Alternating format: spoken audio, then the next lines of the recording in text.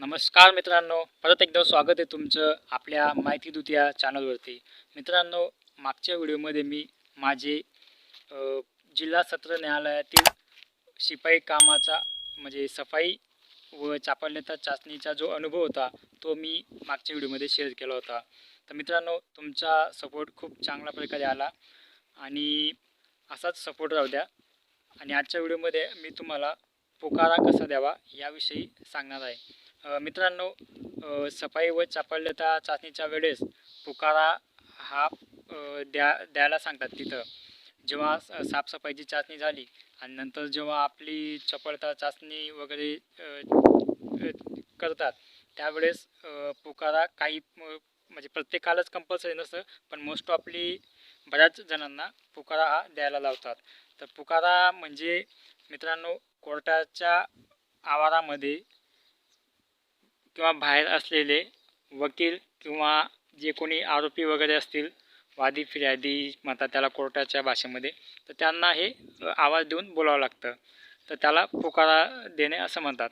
तर तुम्ही T V सिरियलमध्ये किंवा आपण बघतोच पिक्चरमध्ये वगैरे पाहिलं असेल की ते पुकारा देतात आवाज देऊन. तशा प्रकारे हा पुकारा द्यावा लागतो. तर पुकारा कसा द्यायचा मित्रांनो, समजा की आपल्याला शिपाई असतात तिथले जे जुने शिपाई असतात ते आपल्यासोबत येतात. एक लिस्ट असते त्यांच्याकडे, त्याच्यावरती नाव असतं आणि त्या नावाच्या पुढे लिहिलेलं असतं की वकील आहे की आरोपी आहे की कोण येते. तर आपल्याला त्या हिशोबाने बघून आवाज द्यावा लागतो. जसं की वकील असले तर पुकारा देताना त्यांच्या नावाच्या पुढे श्री वकील साहेब आणि त्यांचं नाव घेऊन हे पुकारा द्यावा लागतो. किंवा आरोपी जर असतील तर त्यांच्या नावापुढे श्री वगैरे असं काही लावायची गरज नाही. डायरेक्ट तुम्ही नाव घेऊन जरी त्यांना पुकारलं तरी ते चालतं. जसं की आता अविनाश पाटील म्हणून गृहीत धरा मित्रांनो, कदाचित कोणाच्या नावाशी नाव मॅच होत असेल तर ते योगायोग समजा योगेश अविनाश पाटील म्हणून वकील साहेब आहेत आणि त्यांना आपल्याला बोलायचं आहे.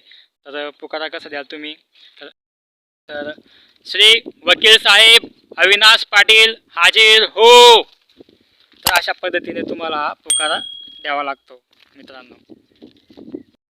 किंवा वकील सोडून तिथले कोणी आरोपी असतील, वादी फिर्यादी, त्यांना जर बोलवायला सांगितलं तर त्यांचं नाव घेऊन आवाज द्यावा लागतो. जसं की संजय कांबळे नावाचा एक व्यक्ती असेल, त्यांना तुम्हाला बोलायचं आहे तर संजय कांबळे हाजीर हो असा तुम्हाला आवाज द्यायचा आहे.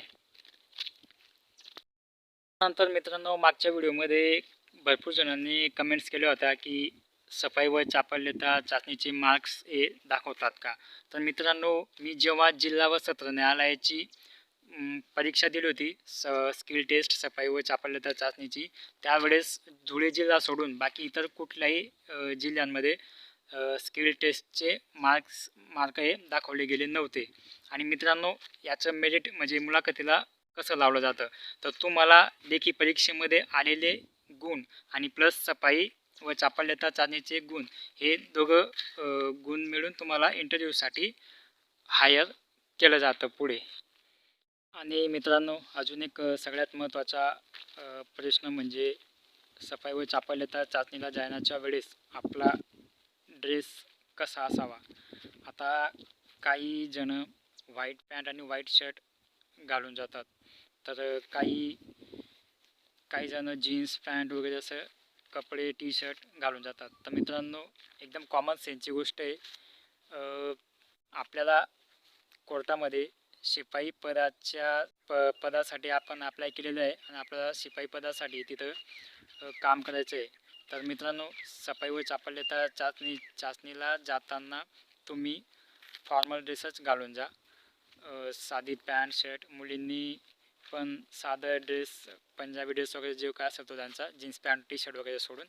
आणि मित्रांनो, पायात शूज, स्पोर्टचे शूज किंवा ऑफिशियल टाईप जे शूज असतात ते न घालता साधे चप्पल किंवा सँडल जरी घातले तरी छान असतं. आणि मित्रांनो, सिलेबसचं काही जणांनी विचारलं होतं मला. आता जिल्हा व सत्र न्यायालयाला मी कुठलंही असं पुस्तक विकत घेतलं नव्हतं ॲक्च्युली. त्यावेळेस माझ्या भाऊ जो होता तो आजारी असल्यामुळे मला त्यावेळेस एवढा अभ्यासाला टाईम भेटला नव्हता, कारण मला सतत त्याच्यासोबत हॉस्पिटलला जावं लागत होतं नाशिकला. तर फक्त परीक्षा 15-20 दिवस होती असं त्यावेळेस मी फक्त यूट्यूबवरचे काही व्हिडिओज बघितले आणि 5वी ते 7वीचे इतिहास, भूगोल फक्त तेवढं रेफर केलं होतं आणि तेवढ्या ह्याच्यावर मी ते TCSची एक्झाम दिली होती आणि त्यावेळेस मला 22 मार्क्स मिळाले होते आणि 22 मार्क्सवरती माझा सफाई व चापल्यता चाचणीला बोलवण्यात आलं होतं.